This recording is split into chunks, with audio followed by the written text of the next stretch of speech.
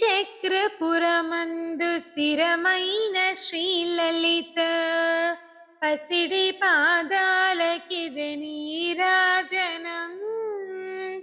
పరమేశ్వరుని పుణ్య భాగ్యాల రాసి ఆ సింహ మధ్యకు రత్న నీరాజనం.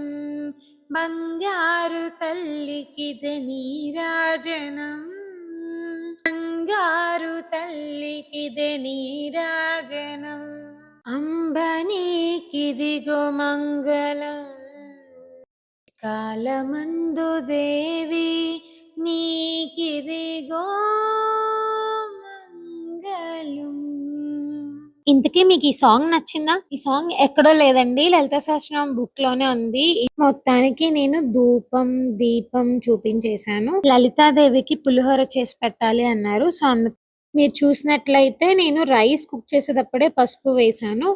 అలా కుక్ చేస్తే మంచిగా పసుపు రైస్ కి పడుతుంది, టేస్ట్ కూడా చాలా బాగుంటది. సో అలా మంచిగా తాలింపు పెట్టేసి పులిహోర అయితే కంప్లీట్ చేసి నైవేద్యం పెట్టాను. ఇంతకీ మీరు నవరాత్రి ఎలా చేసుకుంటున్నారో కూడా నాకు కామెంట్ చేసేయండి. అంతే మరి, బాయ్.